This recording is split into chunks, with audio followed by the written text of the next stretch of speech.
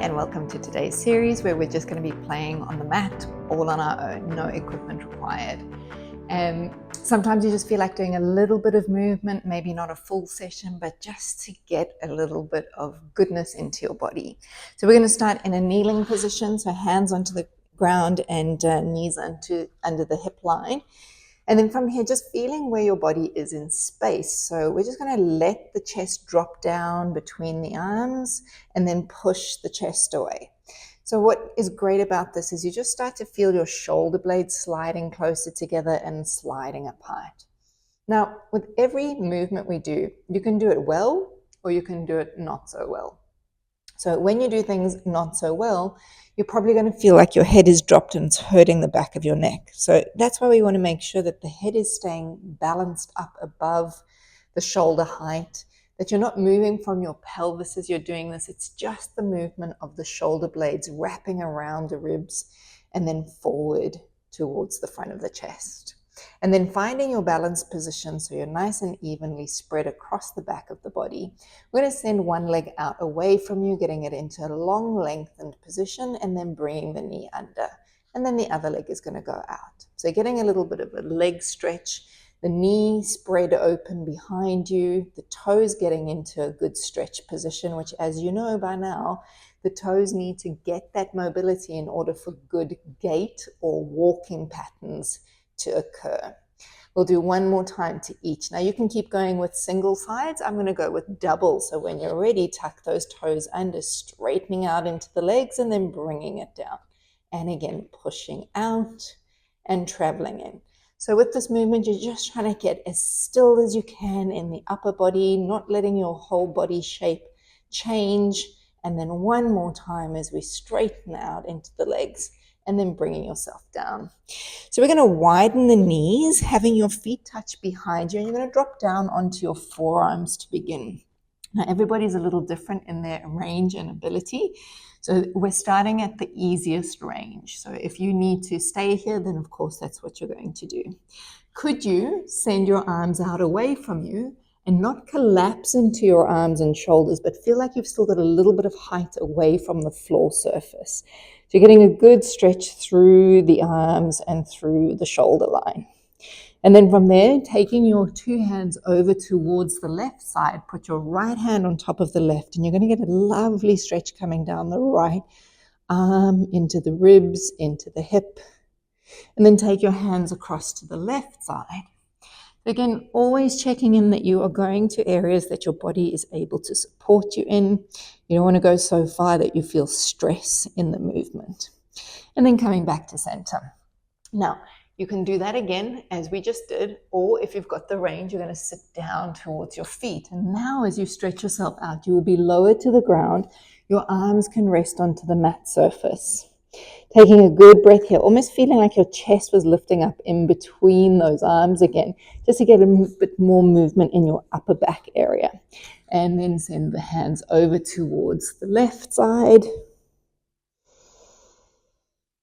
And then taking them over towards the right side. So the same stretch, but feels very different depending whether you are on your knees or lower towards your sitting bones.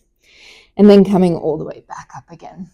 So returning back into the knees in a parallel shape, we're going to lower down into our twist. So sending your arm through. Maybe you can get your hand to the ground. Maybe you can get your shoulder to the ground. Just wherever you go is up to your body. And then switching to the other side. So just a little wrap through.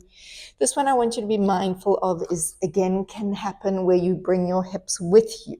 So we don't want that to happen. We want the pelvis to stay balanced above your knees and just getting the little wrapping around in your upper body. That's where rotation happens mostly for us. One more time each side. And then we're going to go into a new stretch coming up. And this one is one of my favorites, to be honest. It's going to open up this length of the side of the arm all the way through your lats, which is coming towards your lower back connection. So you're going to keep your right hand where it is and send your left arm forward. And we're going to take a little lowering down position. I want you to get the feeling that you're going to be pulling your right arm toward your knee and pushing the left arm forward. So you've got a push and a pull motion happening and then bringing yourself back up again. And then again, as you sink your bottom down, you pull your heel of your right hand to you and you push the heel of your left hand away from you, and then returning back. And then we'll do that one more time as we push and pull, and then bringing yourself up. Now, how do you know that was effective? Is we're going to come up into a kneeling position and send the two arms to the ceiling. And what you should notice is the one that was in front should have got a lot more length to it and range of movement. Pretty cool trick. So here we go again, down onto the floor. Now send the right arm in front of you, left hand staying where it is. Sink back, push and pull through the two. So you're not going to rest your body down, or you're not going to lower your elbow to the mat, and then bring yourself up again. And then again, sitting the hips back. It's like a little mini squat of sorts. Your pelvis is getting into that good fold of the hips, and returning up. And we've got one more time like that as we create this very long line through the side of your right arm down across your mid back to your lower back, and then coming up. And again, as we do our test, we just send those arms up, and they should feel so light, like feathers just floating up and away from you. All right, so from here, we're going to spin ourselves onto our side and just go into a little twist of our upper body. Let's take both hands behind the base of the head, and then just wrapping your trunk up towards the ceiling, and then bringing yourself back down to your starting point. Book openings, as we like to call this movement, are just so lovely to do. They create a beautiful stretch across your chest. They allow for the wrap or the rotation of your upper body, like I mentioned previously, very important in our everyday world. From here, we just rest the hand down onto the floor, and let's float the opposite, or the top leg, up away from the bottom leg. We're just going to keep the knee bent as we send the leg backward and bringing it forward. So you can keep your hand where it is on the ground surface. You could put your hand towards your hip, just creating a feeling of like a vice grip against your pelvis. So you're focusing on your leg moving, but not your pelvis shifting forward and backward. And then your ultimate, of course, would be to take your arm to the ceiling. So no support from that top hand, and still getting great work and benefit through the top leg. So we go one more time like this as we take the leg back. And then I'm going to suggest we bring the hand back down for this next one. We're going to make a circle. So we send the knee up and around and then back down again. So as we do this, move smooth through the joint at the hip, getting that circular action. And then we're going to reverse the direction. So just a nice easy sweep around and forward. And you're just checking that the top waist is not shortening when you're doing this leg movement. Send the leg all the way out long. Have it hovered off of the floor. Send it just a little bit behind you and turn your toes down. We're going to tap the floor and lift. And 2 and 3, 4 and 5. That's all we're going to do with that one. You can do more if you wanted to, and then bring yourself back. So we're going to come up and switch sides. You could always just roll over if that was easier for you. And then start your position again. So into your side lying shape, hands behind the back of the head, roll the chest towards the ceiling, and then coming forward again. So when I do these moves, I really luxuriate in the feeling of what's going on. I don't like to rush through the movement. I'm not in a hurry. I've set myself, 15 to 20 minutes. That's all I'm going to be participating in.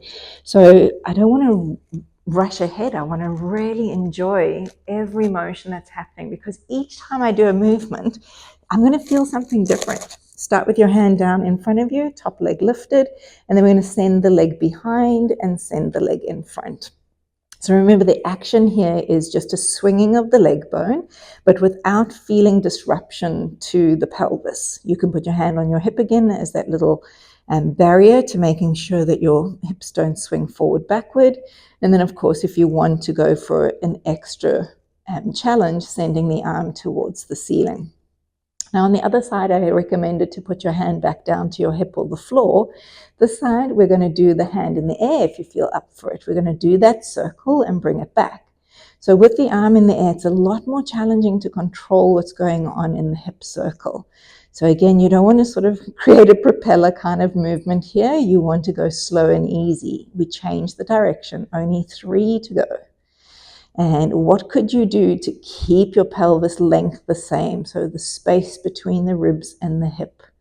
And then bringing it all the way down. Let's send your leg out long and then send it down toward the floor and slightly backward. And we're tapping 2, 3, 4, 5, and we're done with that. From there, we're going to just lie onto our tummy area. And again, you've got so many choices when we lie down as to how you want your arms to be. You can start with them underneath your forehead. You can put them into right angles. You could bring them right up towards your chest. So I'll let you play with different variations. I'm going to keep them at my chest height today. So when you're in this position, it's easy to sort of let the shoulders roll forward. So you're still working to have those shoulders away and down from your ears. And then we're going to start the little lift of the front of the chest. And I say little because I'm really balancing my weight on my lower rib angles and then lowering your chest back toward the floor. So this is very much movement of the ribs. There's a little bit of movement of the neck, but what we don't want is to lift the eyes up and shorten the back of the neck. That's not a great position for the back of the neck. It stops blood supply towards the brain. It creates tension. Not great things for us. So we're moving on with this one. As we peel the front of the chest up, we hold.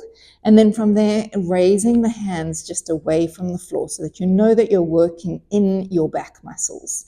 So hopefully you're in the same position I am in. And we're going to slide the arms in a horizontal line with the mat forward.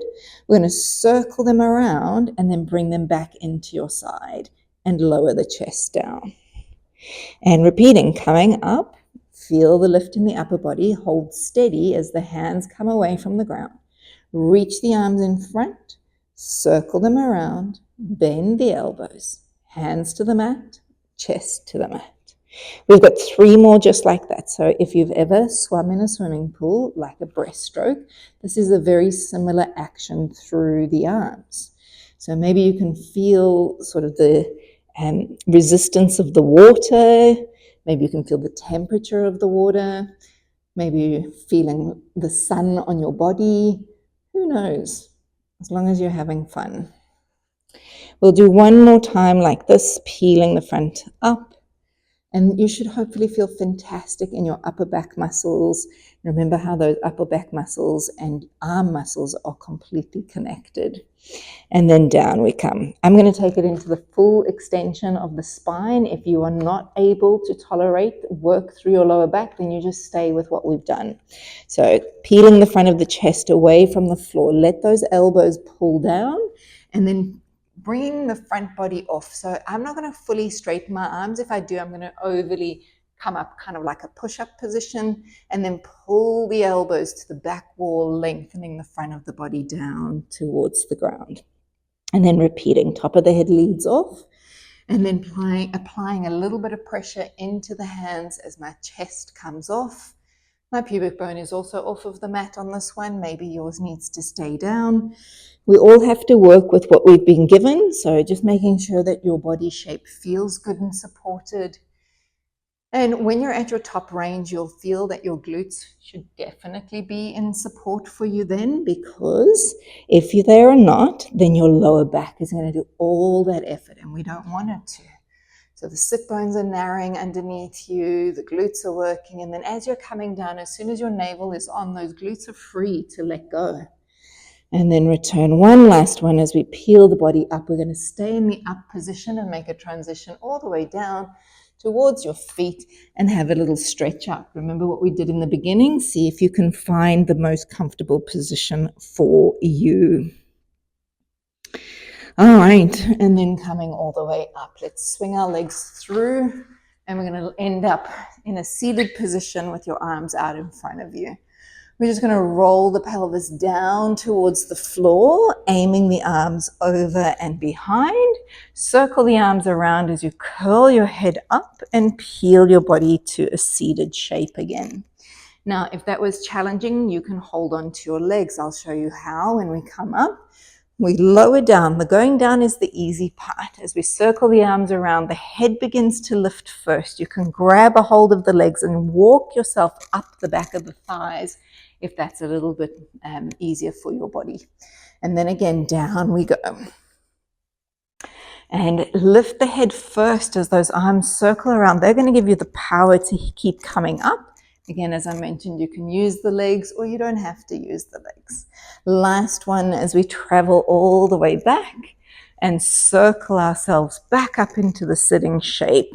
And then we're going to make our way all the way down. This time we'll just rest the arms at our side position and then bring your feet in narrower. We're going into a bridge because who doesn't love bridging? And you're just going to roll your pelvis away from the floor and then roll your pelvis down to the mat. I'm going to do a couple things with the bridges today, slightly different to what you're used to doing. So we're just going to get a little bit of movement in that back body. And then on the next one, we're going to stay in the air, holding your pelvic position high. We're going to lower your left hip down and then bring it back up. And then tilting your pelvis to the side and return. So really pay attention to your legs. They should be in parallel. The knees are still facing forward. And it's just a lowering of a hip down. So your right hip is up and your left hip is down. And then your left hip is up and your right hip is down. But you actually haven't changed body height as such. It's just this twisting action through the lower half of you. And then coming through the center when you're equal and down we come towards the floor. We're going to repeat, but with a little variation. You're going to go up onto the balls of your feet and come back up. Now, some people will find this easier. You get a little bit more lift when you're up on your toes. And again, we're going to rotate that pelvis one way and then the other, and then one way and then the other. And we'll just do another 2 to each side. And then back to the middle we go, lowering your pelvis back towards the floor, smooth and easy. Let your heels rest down. And then just bring your knees in and give yourself a little stretch of your back onto the mat surface. From here, we're just going to rock you up into a sitting position. And we're going to finish with the glute stretch. So I'll rotate towards you. We're going to cross one foot in front of the other. And we're going to do what we did in the beginning, go forward. We're going to start in just elbows on the floor if possible. So often in this position, if it's too challenging for you to get that low, just get your arms up, but you're going to have a lean forward in your body position. And that's where the stretch is going to happen, in that back glute area. And then pressing yourself up, and we'll switch the leg crossover. And again, coming down to where is comfortable for you. It's so tempting, and I know I do it too, but to drop your head down is just going to put extra strain on you right now that you don't need. I'm more interested in that muscle group being stretched, not so much the nervous system being stretched. And then from there, we'll bring it up, and I will leave you with that for today. I hope you enjoyed it, a nice, simple mobility series on the mat, and I'll see you again in the next video soon.